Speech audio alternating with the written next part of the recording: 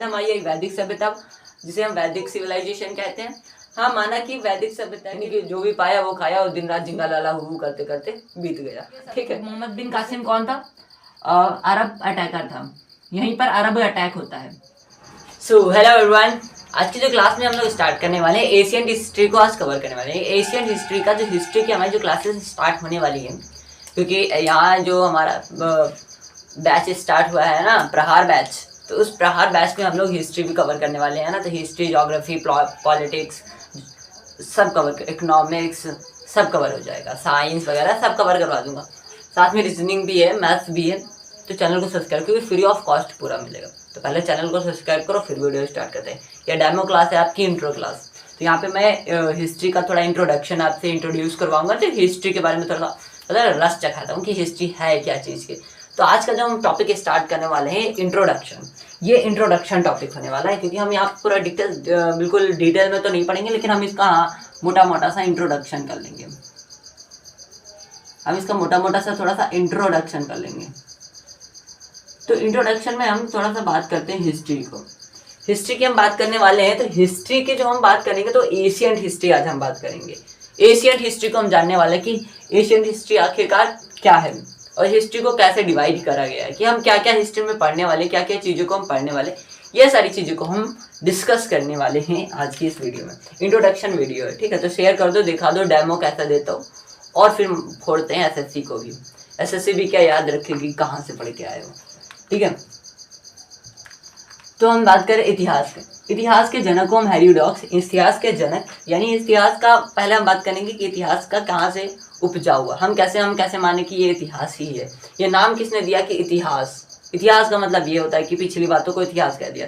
नाम किसने दिया भैया, इतिहास है क्या। तो हम बात करें इतिहास यानी कि इतिहास के जनक के बारे में। इतिहास के जनक कौन थे हमारे भैया? इतिहास के जनक कौन थे? इतिहास के जनक यानी कि father of the history. Father of the history, father of the history हमारे कौन है भैया? फादर ऑफ द हिस्ट्री को जो हम हेरोडोटस कहते हैं। फादर ऑफ द हिस्ट्री जो हेरोडोटस है मैं।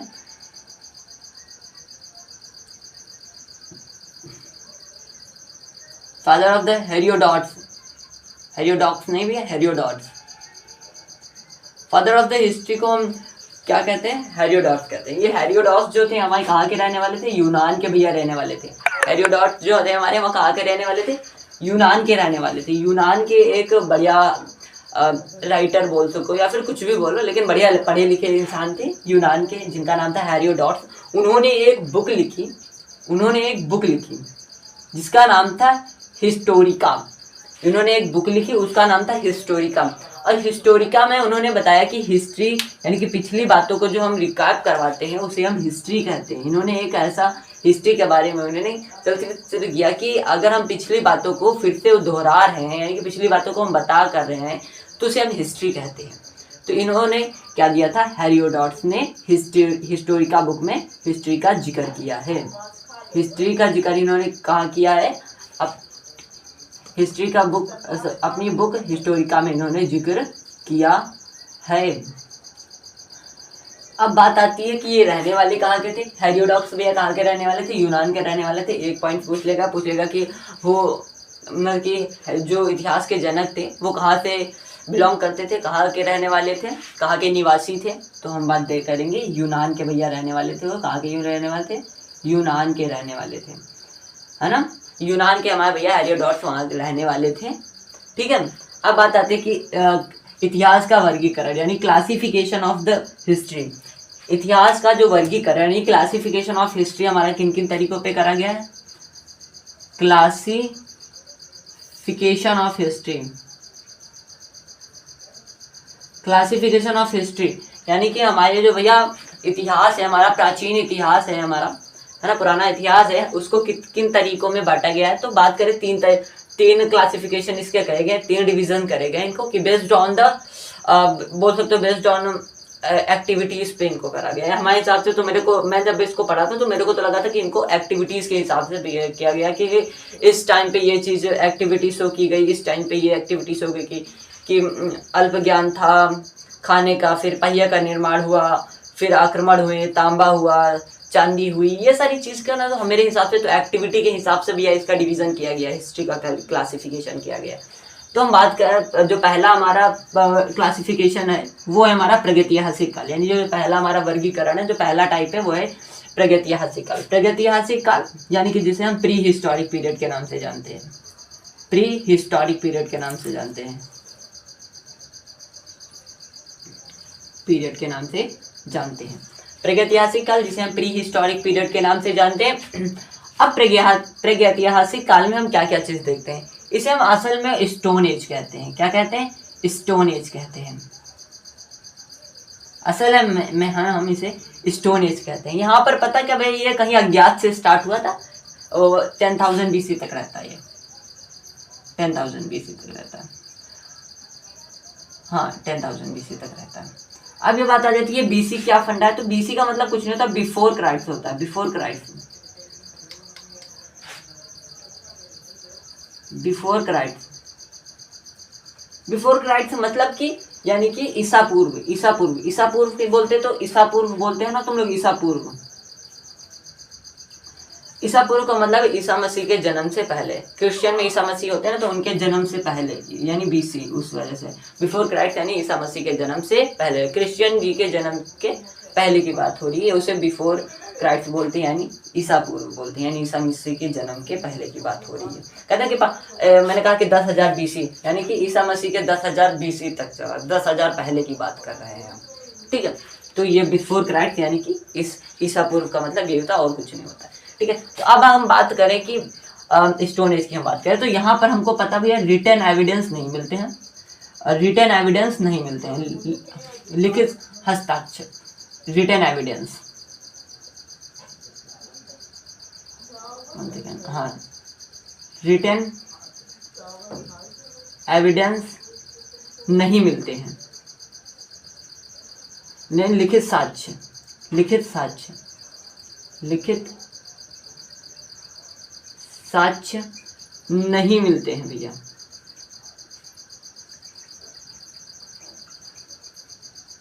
हमको यहाँ रिटन एविडेंस यानी लिखित साक्ष्य नहीं मिलते हैं, लेकिन लेकिन लेकिन यहाँ लिखित साक्ष्य तो हमको नहीं मिलते हैं, लेकिन कुछ चीजें हमको यहाँ पर मिलती हैं, जैसे कि हड्डियाँ मिलती हैं, हमें पुराने पत्थर मिलते हैं, ये बड़ी बड़ी गुफाएं मिलती हैं, भीमबेटका गुफाएं मिली थी, तो ये स्टोन है।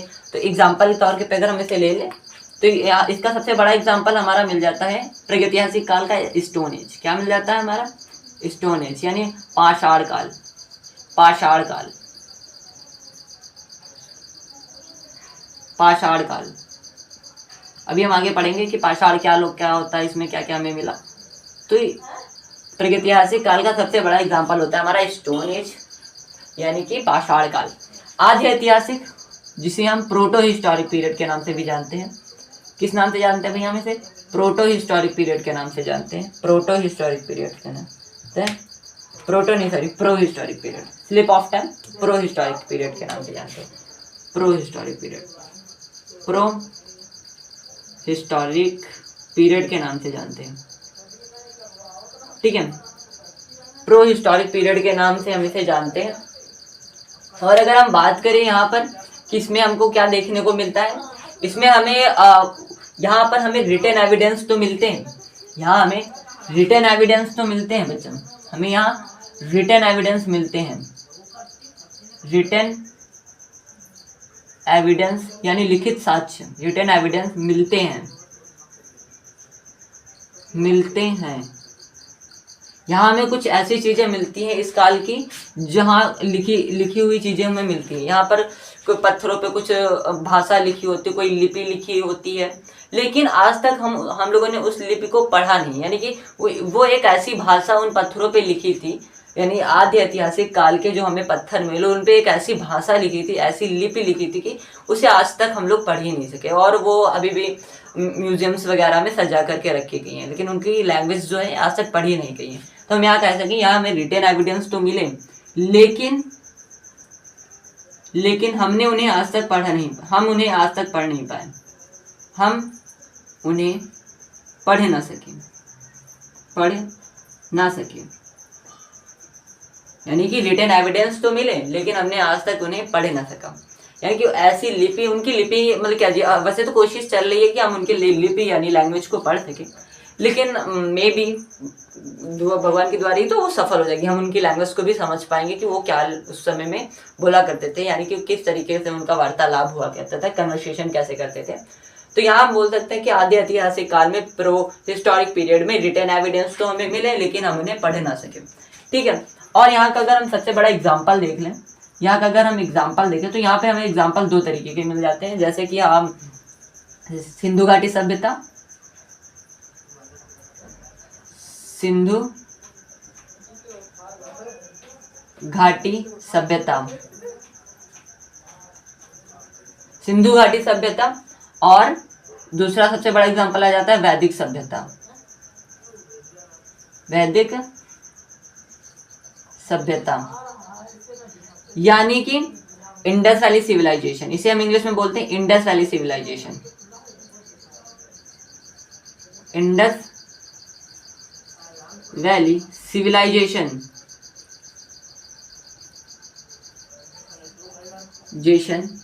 And Vedic civilization, Vedic civilisation.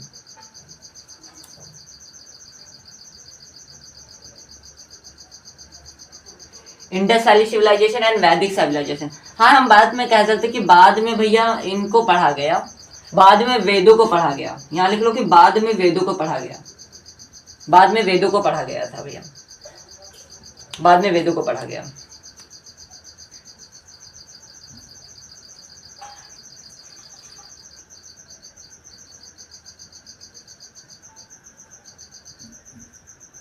बाद में वेदों को पढ़ा गया,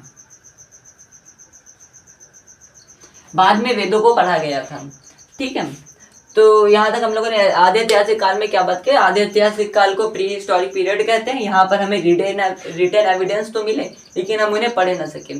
फिर सबसे बड़ा एग्जाम्पल होता है सिंधु घाटी सभ्यता। इसका एक सभ्यता चल रही थी हमारी उस समय की सबसे पॉपुलर, जिसे हम सिंधु घाटी सभ्यता कहते हैं, यानी इंडस वैली सिविलाइजेशन कहते हैं। उसके बाद हम आई वैदिक सभ्यता, जिसे हम वैदिक सिविलाइजेशन कहते हैं। हाँ, माना कि वैदिक सभ्यता के जो वेद थे वो बाद में पढ़े गए।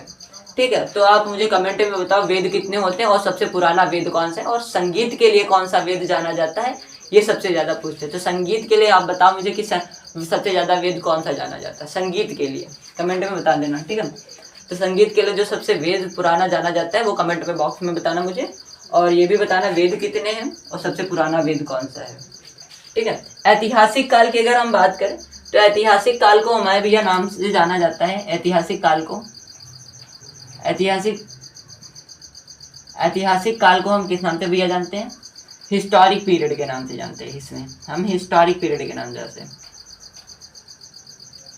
इसे हिस्टोरिक पीरियड के नाम से जानते हैं। हिस्टोरिक पीरियड के नाम से हम इसे जानते हैं ऐतिहासिक काल को।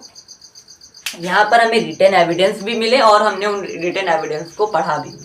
यहाँ पर तो रिटन एविडेंस मिलते भी हैं और हम उन्हें पढ़ते भी हैं। यहाँ रिटन एविडेंस यानी कि लिखित साक्ष्य, ऐसे साक्ष्य मिले, कागज पे ऐसी लिखी हुई भाषाएं हमको मिली। यानी इस समय में एक ऐसी कुछ ऐसी कागज रहे हुए हैं, उन पर ऐसी भाषाएं लिखी थी कि उन भाषाओं को हम बड़ी आसानी से, हिंदी लैंग्वेज लिखी थी, हम लोगों ने बड़ी आसानी से उन्हें पढ़ लिया।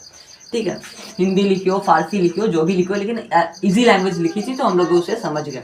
यहाँ पर हमको रिटन एविडेंस मिले, रिटन एविडेंस मिले, रिटन एविडेंस मिलने और हमने पढ़ा भी उन्हें, और हमने उन्हें पढ़ा भी, पढ़ा और समझा भी, पढ़ा और समझा भी, और समझा भी।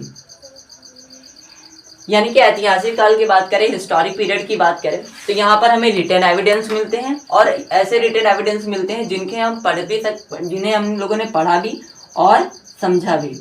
यानी कि अब फारसी, अब कोई हमारे कुरान वगैरह थी तो ऐसी चीजें थी ना कि भैया कि इन्हें हम लोगों ने पढ़ा भी और समझा भी ना, तो ऐसी चीजें हमारी क्या कहलाई थी, ऐतिहासिक काल में हमारी मिली थी हम लोगों को। ऐतिहासिक काल में और भी क्या क्या चीजें हम लोगों को मिली, जैसे कि बहुत पुराने समय की बात करूँ तो मुगल्स के टाइम पे कुछ कवि हुआ करते थे ना, कवि, तो उनकी लिखी हुई कविताएं हम लोगों को मिली। वो उन्होंने ऐसी लैंग्वेज में लिखी थी, सिंपल लैंग्वेज में कविताएं लिखी थी ना, तो उन कविताओं को हम लोगों ने पढ़ा भी और समझा भी। तो वो जो कविताएं लिखी थी उन लोगों ने किस पीरियड में लिखी थी? ऐतिहासिक काल यानी हिस्टोरिक पीरियड में लिखी थी उन लोगों ने, ठीक है। और यहाँ पर हम बात करेंगे, यहाँ पर हम किन किन चीज़ों की बात करते हैं ऐतिहासिक काल में। यहाँ पर हम लोगों को जो होता है सबसे बढ़िया काम क्या होता है ऐतिहासिक काल में, हम लोग देखते हैं कि अपना जो वो होता है इंडिपेंडेंस होता है, इंडियन इंडिपेंडेंस भी हमको यहीं पे मिलती है, इंडियन इंडिपेंडेंस भी मिलती है, इंडियन इंडिपेंडेंस भी मिलती है, यानी कि भारतीय स्वतंत्रता भी हम लोगों को यहीं मिलती है। और यहीं पर अरब अटैक होता है हमारा, ऐतिहासिक काल में ही हमारा अरब अटैक होता है,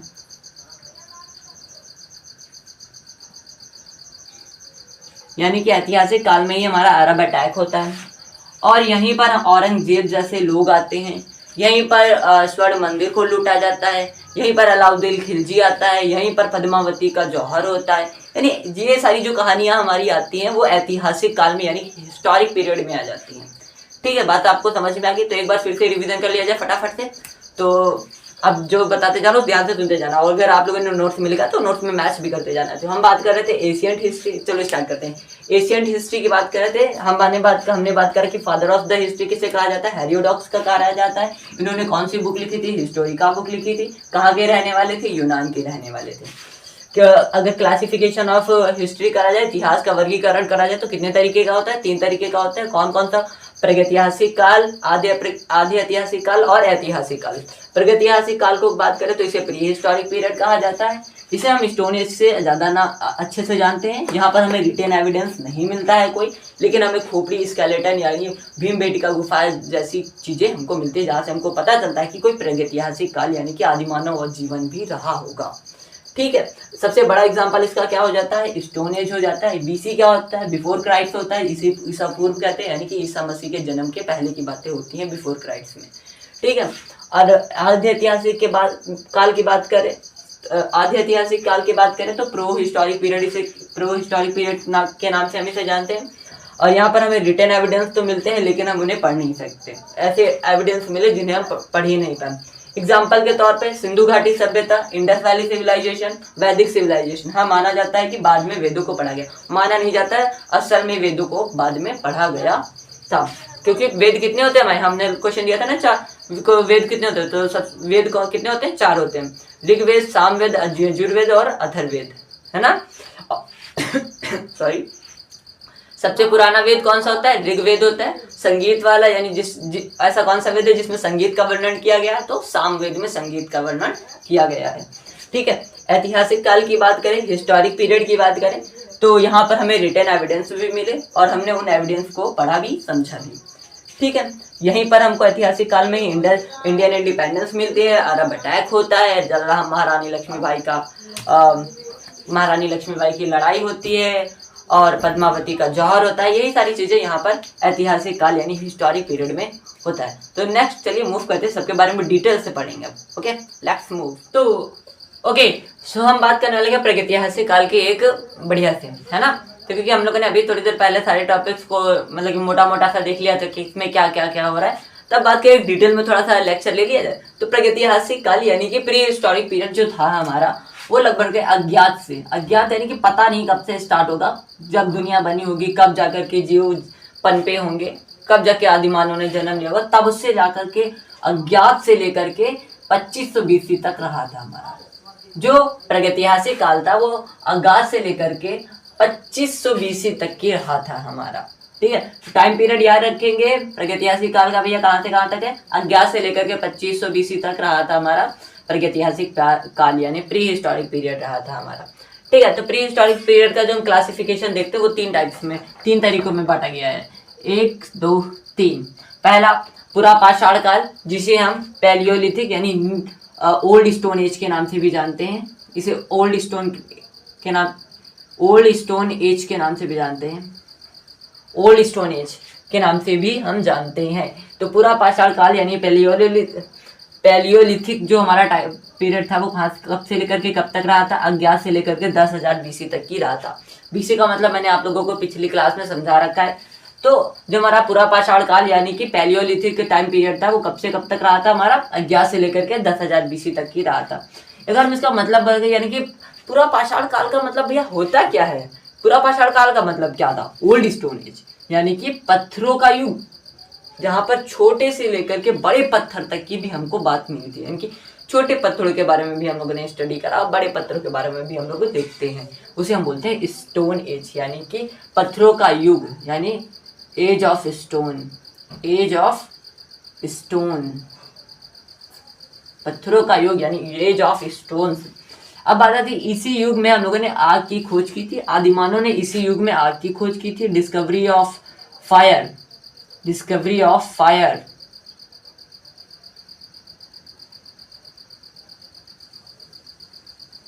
यानी कि यहीं पर इन लोगों ने क्या की थी? आग की खोज की थी। अब आग की खोज की कहानी तो आप लोगों ने बहुत देखी कि आपस में चट्टाने टकरा, मतलब कि चट्टाने आई तो दो पत्थर आपस में रगड़े और कुछ सारे जंगल था तो पत्ते वगैरह थे और पत्तों में चिंगारी पकड़ी तो आग जल उठी। तो भैया दूसरा कोई समझदार इंसान निकलता है उन्हीं आदिमानवों में से, वो फिर से पत्थरों को मारता है, आपस में चिंगारी फेंकती हैं, फिर आग जल जाती है। तो उन लोगों को पता चला कि हाँ भैया पत्थरों को आपस में रगड़ने से क्या होता है? चिंगारी आती है और चिंगारी से आग बनती है। तो लोगों ने आग का भी ज्ञान ले लिया था। अब यहाँ पर इनको जो भोजन था वो कच्चा नहीं खाते थे, अब आग भी जलानी आ गई थी तो भोजन को वो उसमें पका करके खाने लगे। यानी कि भोजन को जला, जब उन्होंने एक बार मांस को उसमें जला के खाया तो भाई बड़ा टेस्ट आया उनको। तो अब बार बार वो लोग क्या करते हैं कि जब भी वो भोजन यानी कोई भी जीव को मार के लाते तो पका के उसे खाते, यानी कि जला करके खाते। तो यहाँ पर इन लोगों को क्या था कि फूड की नॉलेज आ चुकी थी, यानी कि भोजन की जो थे अल्प ज्ञान नहीं था, पूर्ण ज्ञान यहाँ पर इन लोगों को आ चुका था, क्योंकि डिस्कवरी ऑफ फायर कर चुके थे तो इन लोगों को ज्ञान व्यान बढ़िया आराम से आ चुका था।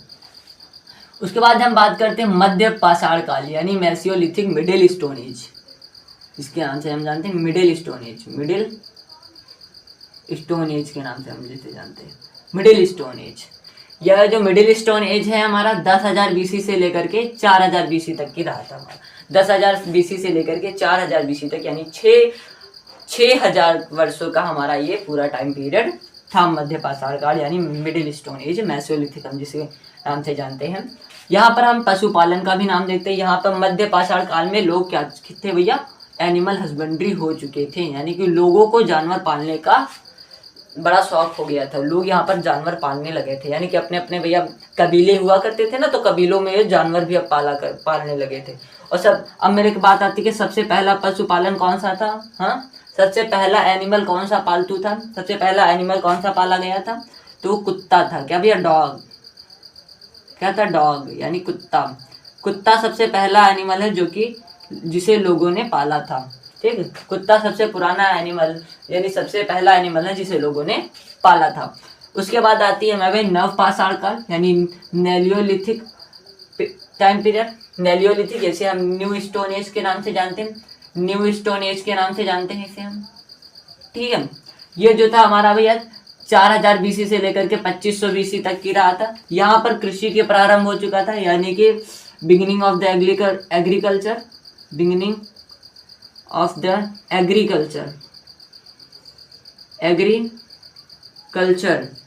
बिगिनिंग ऑफ द एग्रीकल्चर हो चुका था यहाँ पर भैया, यानी कि एग्रीकल्चर का प्रारंभ हो चुका था यहाँ पर।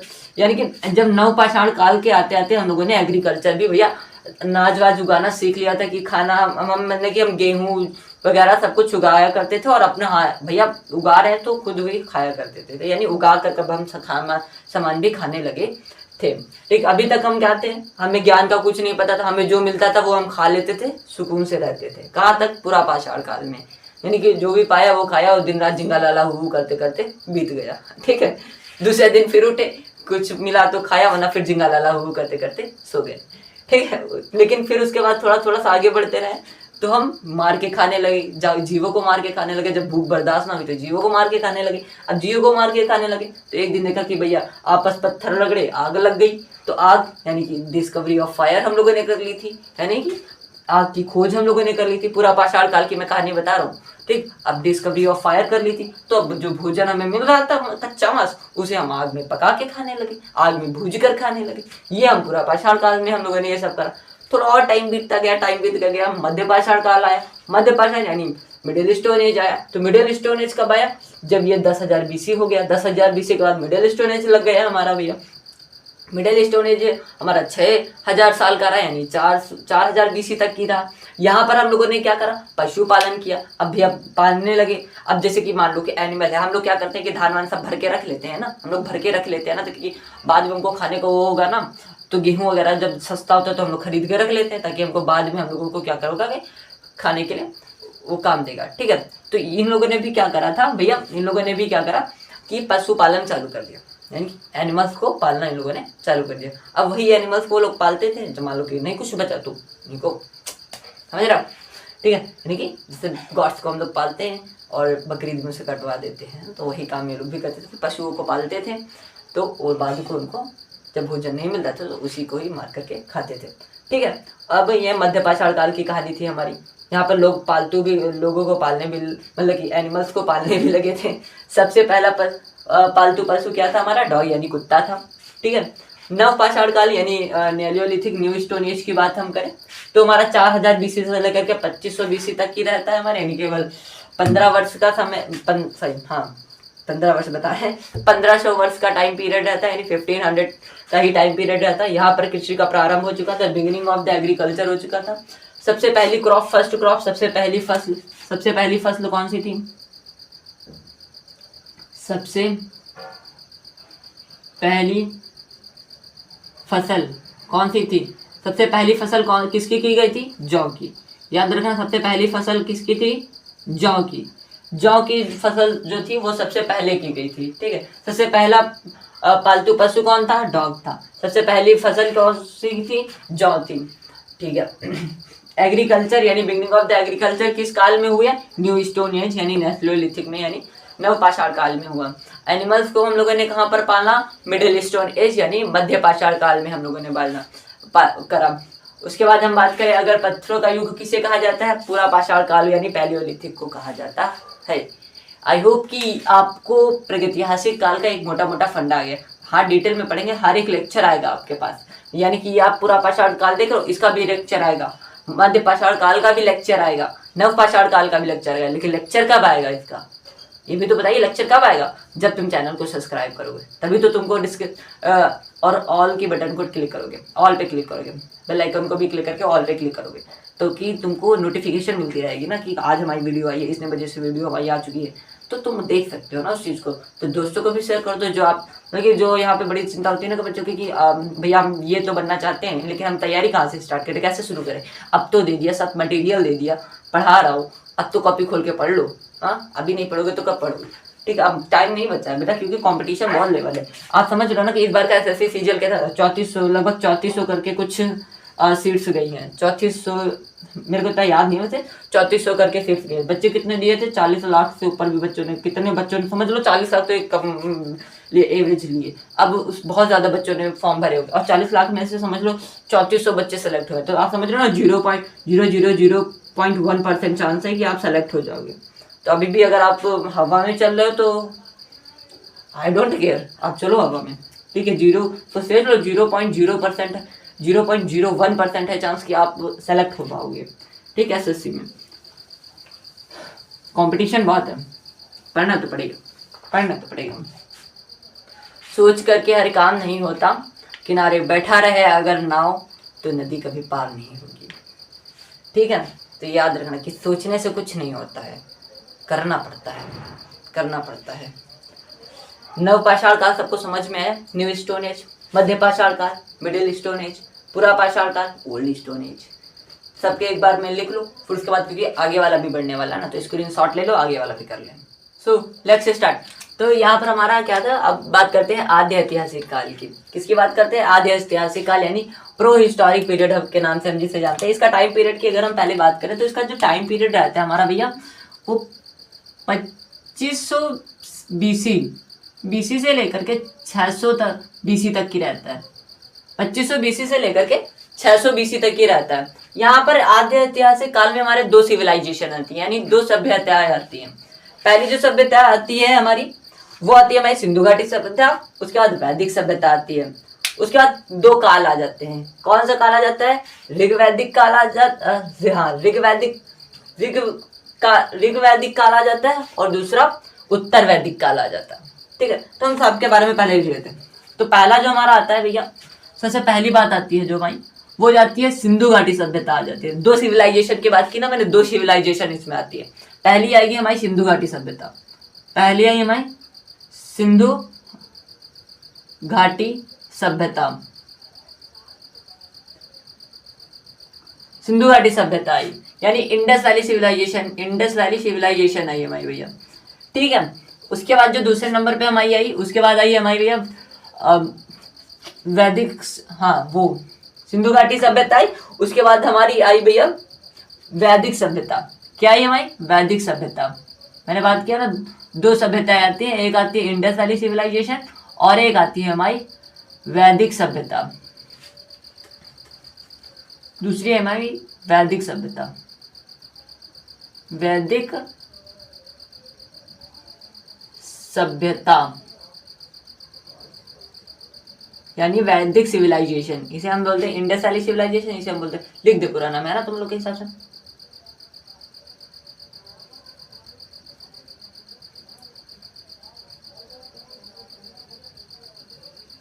नो मैटर स्पेलिंग हो सकता है, स्पेलिंग एरर हो जाए तो। इंडस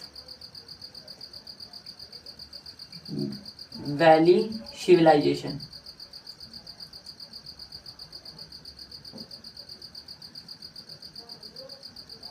तो पहले हमारी इंडस वैली सिविलाइजेशन आई, उसके बाद वैदिक सिविलाइजेशन आई। वैदिक सिविलाइजेशन में दो पार्ट्स हमारे हो गए, वैदिक सिविलाइजेशन में दो पार्ट्स हो गए।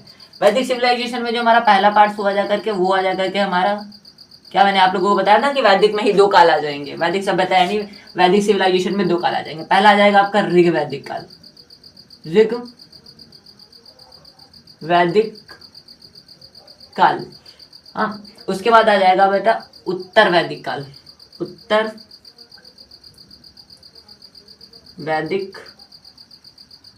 काल, यानी कि इसे हम ऋग वैदिक पीरियड कहते हैं, हम इसे वैदिक पीरियड कहते हैं, इसे पीरियड के नाम से जानते हैं। और इसको हम पोस्ट वैदिक पीरियड के नाम से जानते हैं, पोस्ट वैदिक पीरियड के नाम से जानते हैं, पीरियड के नाम से जानते हैं भैया। ठीक, सिंधु घाटी सभ्यता में हम लोगों को कुछ बहुत समय तक हमारा रहा था भैया। सिंधु घाटी सभ्यता भी कुछ ज्यादा देर तक टिका था भैया। कहाँ तक टिका था हमारा? वो हमारा टिका था भैया 2500 BC से लेकर के 1500 BC तक ही टिका था हमारा, 1500 BC तक ही टिका था, 2500 BC से लेकर के हमारा 1500 BC तक के हमारी वैदिक इंडस सिंधु घाटी सभ्यता टिकी थी। और जो हमारी वैदिक सभ्यता थी, वैदिक सभ्यता हमारी 1500 BC से लेकर के, 1500 BC से लेकर के हमारी यहाँ तक की टिकी थी। कहाँ तक की भैया?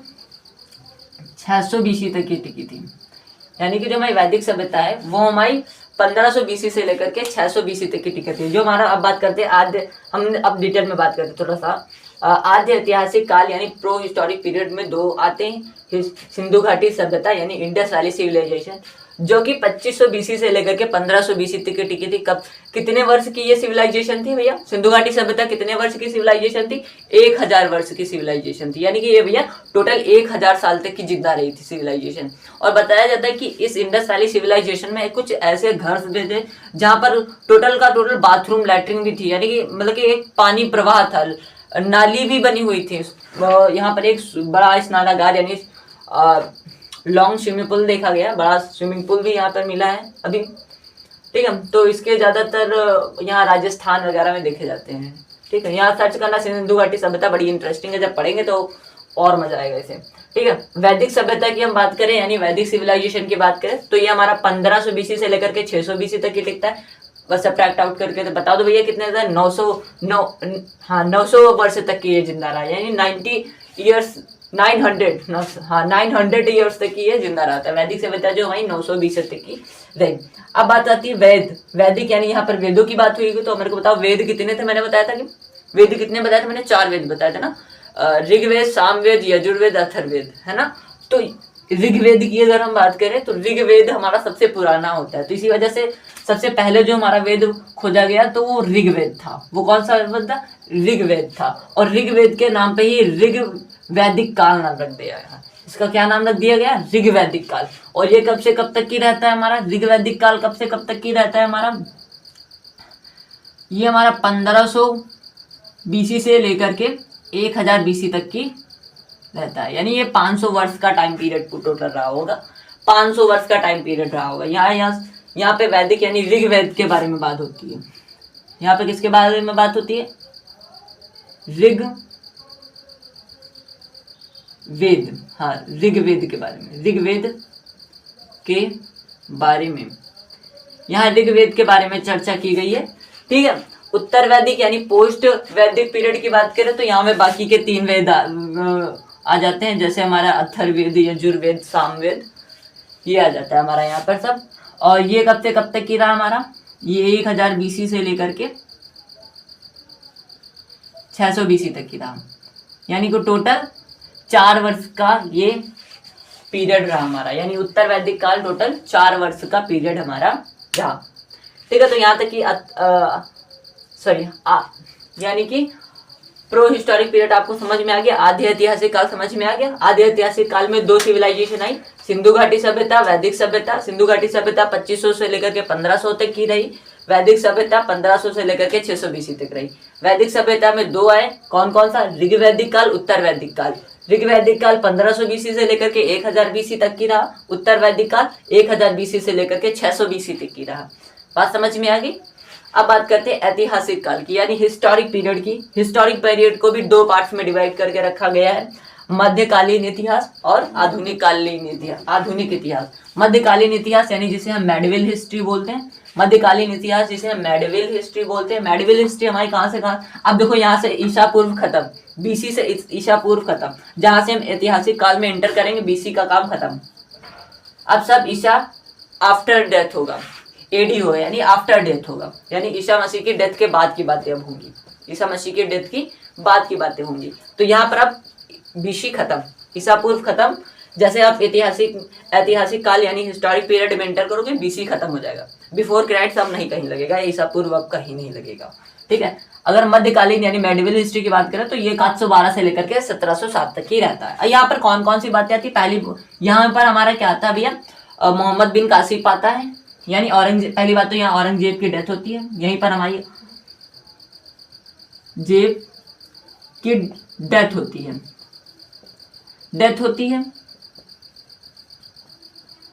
यहीं पर हमारी औरंगजेब की डेथ होती है। और यहीं पर मोहम्मद बिन कासिम आता है। इसी पीरियड में मोहम्मद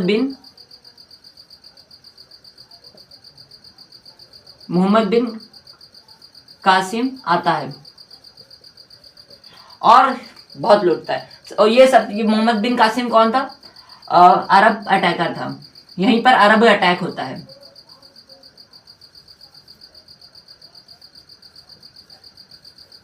यहीं पर जो होता है भी हमारा अरब अटैक होता है।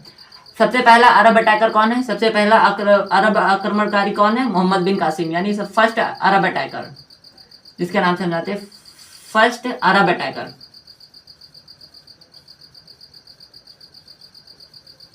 इसे हम फर्स्ट अरब अटैकर के नाम से भी जानते हैं, मोहम्मद बिन कासिम को। ठीक है। यहाँ तक बात समझ में आ गई।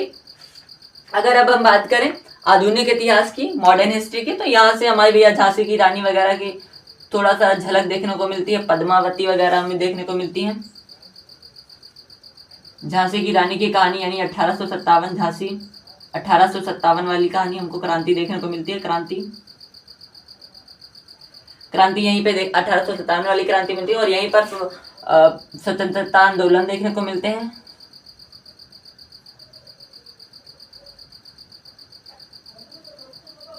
स्वतंत्रता आंदोलन देखने को मिलते हैं। और यहाँ पर ही हमको इंडियन इंडिपेंडेंस मिल जाती है।